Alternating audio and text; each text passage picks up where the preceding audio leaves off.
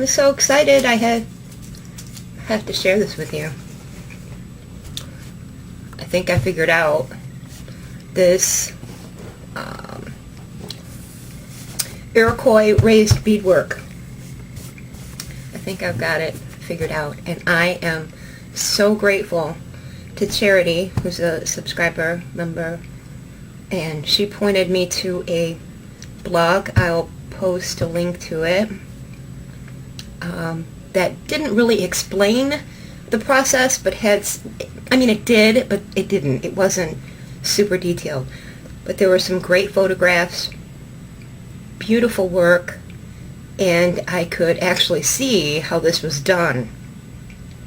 Yes, indeed, you use beads as a foundation to get that lift, get that raised effect. This is my first attempt.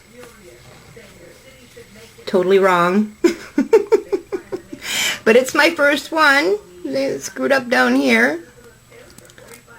I screwed up because I didn't leave it open. I have to leave the bottom open so I have somewhere to go. But I didn't. My second attempt, oh, I see. You've got to leave the bottom open. See how it's nice and raised? And then I went really crazy, and I thought, well, maybe I can make it go even higher. And then I ran out of thread, and I just stopped. But yes, you can make it a lot higher. So, this is another one. I love it. Now, I've only experimented with leaf shapes.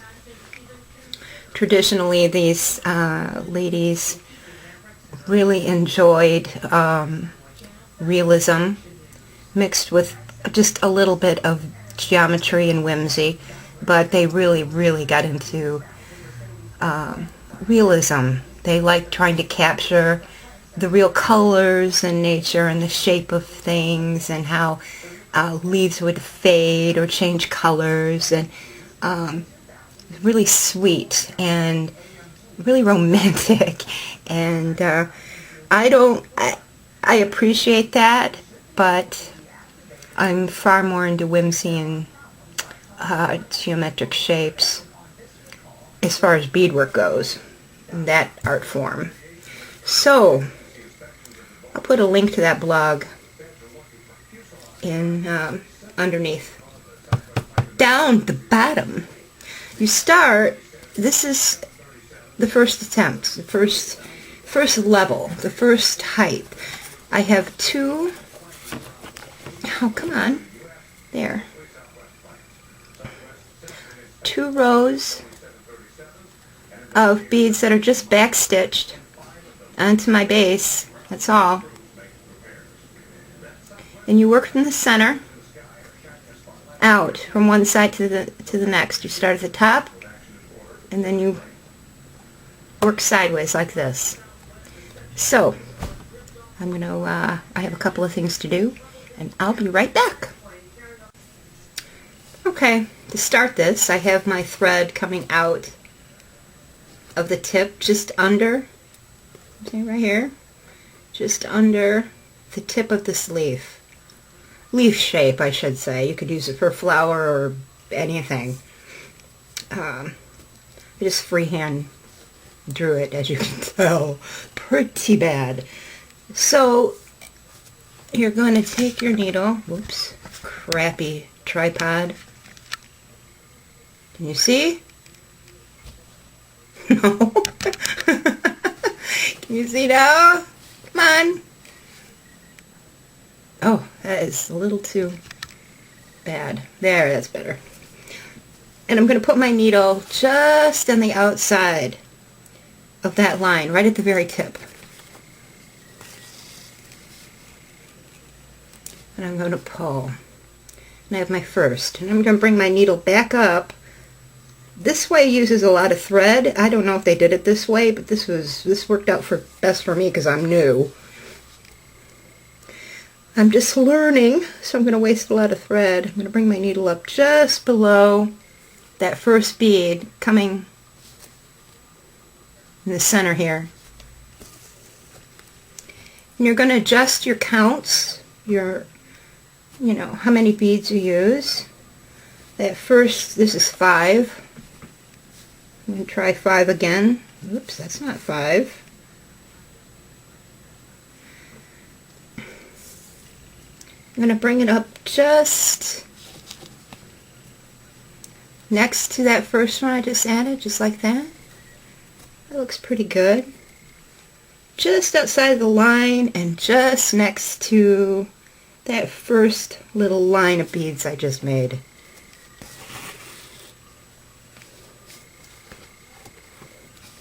Bring my needle back up to the center. I should have added one more bead. That wasn't quite enough, so I'm going to add 6 this time. 1, 2, 3, 4, 5, 6. Bring my needle down just outside that line next to the first line. Oh yeah, that's good. Down. Center. You see why you need your bottom open, so you can get your needle, you can keep your centers. You have somewhere to go. Duh. I get it now. 2, 3, 4, 5, 6.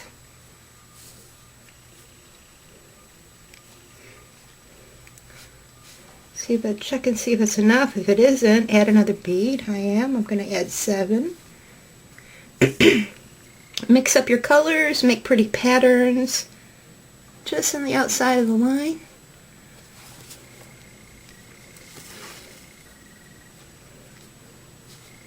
And needle back up into the center just below your beads. Try 7 again.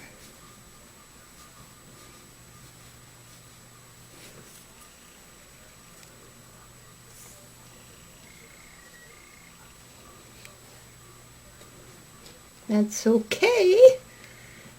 Bring your needle down just above the lines. You want to cover your drawing or your paper or however you do it. Traditionally they use cut out pieces of paper. And because they use beautiful fabrics, velvet and cotton and all kinds of pretty fabrics, and they'd lay cut out pieces of paper down as their pattern, and they'd cover those pieces of paper with beads. And it's really, really fascinating how they did this. It's actually a lot easier than I thought it would be. I thought it was going to be a whole lot harder. So if you use 2 rows like this, you get the height.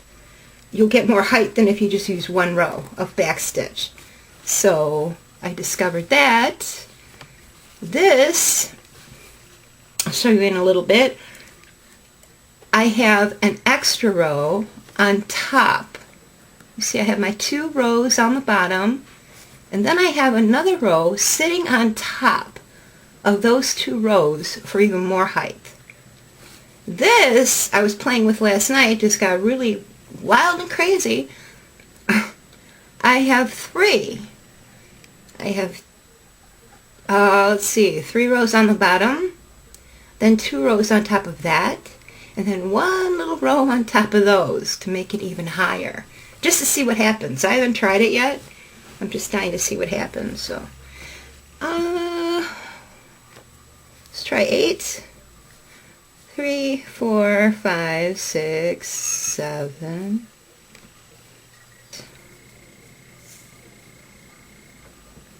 Good. Just outside the line, next to your beads.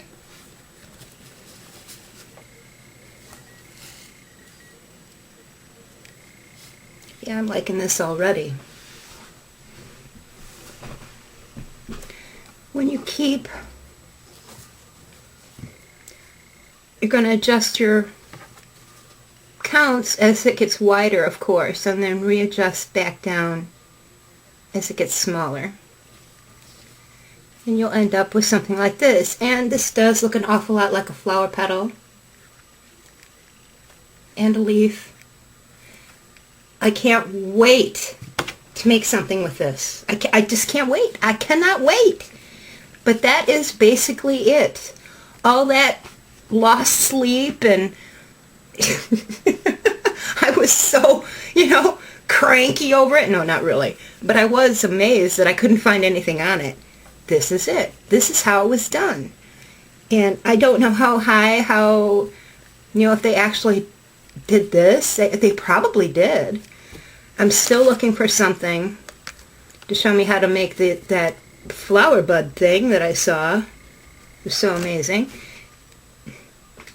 I'm going to be using this a lot because I really, really like it.